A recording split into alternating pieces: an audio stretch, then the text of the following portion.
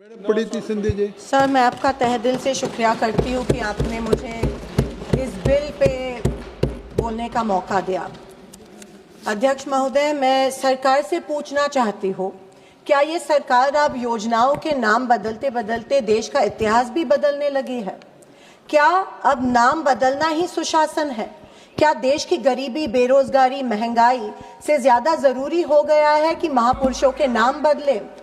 महात्मा गांधी राष्ट्रीय ग्रामीण रोजगार गारंटी योजना, जिसे देश के करोड़ों गरीबों को सम्मान के साथ रोजगार दिया, आज उसके नाम से महात्मा गांधी जी का नाम हटाने की कोशिश ये सरकार कर रही है। सरकार चाहती है नाम बदल दे, पहचान बदल दे। मैं सरकार से पूछना चाहती हूँ, नाम बदलने से क्या इतिहास बदल जाएगा? आपने इंदिरा आवास योजना से इंदिरा गांधी का नाम मिटाया, आपने राजीव गांधी ग्रामीण विद्युतीकरण योजना से राजीव गांधी का नाम मिटाया, आपने संविधान बदलने की साजिश की, आपने संविधान से जुड़े बाबा साहेब अंबेडकर का नाम भी आप एक दिन मिटाने की साजिश करेंगे। लेकिन देख लीजिए, ये देश का युवा चुप नहीं बैठेगा। देश में ऐसा सैलाब आएगा कि आपकी इस सत्ता की मगरूरी को कुछ क्षणों में ही बर्बाद कर देगा।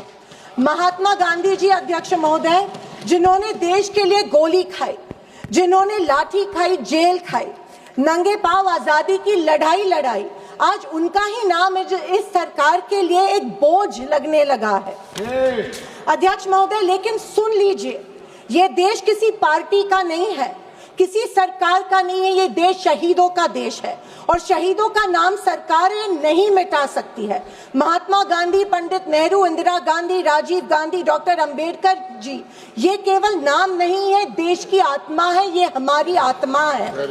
अध्यक्ष महोदय, जब नाश मनुष्य पर छाता है, पहले विवेक मर जाता है। अध्यक्ष महोदय, पीएम मोदी जी ने एक बार इसी सदन में मनरेगा को बदनाम करते हुए इसे गड्ढे खोदने वाली योजना बताया, जिसे आजीविका बनाए रखना और ग्रामीण गरीबी से लड़ने के लिए बनाए गए इस ऐतिहासिक अधिकार आधारित योजना और कानून के महत्व के बारे में इनकी सीमित सोच जो है वो पता चलती है। अध्यक्ष महोदय, गरीबों के खिलाफ मोदी सरकार ने बजट में कटौती की। ये योजना 1 लाख करोड़ योजना की योजना थी, आज से 86,000 करोड़ रुपए पे लाई है। अध्यक्ष महोदय, मैं अभिमान के साथ कहना चाहती हूँ कि इस योजना का जन्म महाराष्ट्र में हुआ। नरेगा योजना, एम्प्लॉयमेंट गारंटी स्कीम के नाम से ये जानी जाती है महाराष्ट्र में। कोविड में इसी योजना ने किसानों को की रीढ़ की हड्डी बनके किसानों को आधार दिया। इस कानून ने महाराष्ट्र मॉडल को पूरे देश में लागू किया और ग्रामीण परिवारों को 100 दिनों की मजदूरी दी। लेकिन आज सर, स्टेट्स को 60-40 प्रोपोर्शन में ये रेशियो दे रहे हैं। सर, इसका मतलब ये है कि जहाँ पे इनकी सरकार है, ये तय करेगी कि योजना कब लागू होगी, कितने दिन लागू होने वाली है और कितने इलाकों में लागू होने वाली है। और जहाँ पे इनकी सरकार नहीं है, ये जो 40 का हिस्सा है, वो 60 का हिस्सा है, वो सर ये वो इनको नहीं देंगी। धन्यवाद महोदय।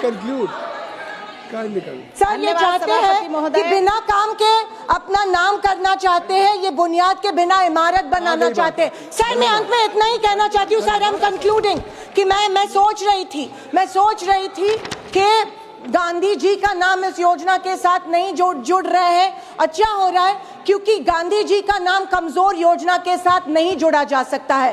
गांधी जी मजबूती के प्रतीक है और समर्थन करो।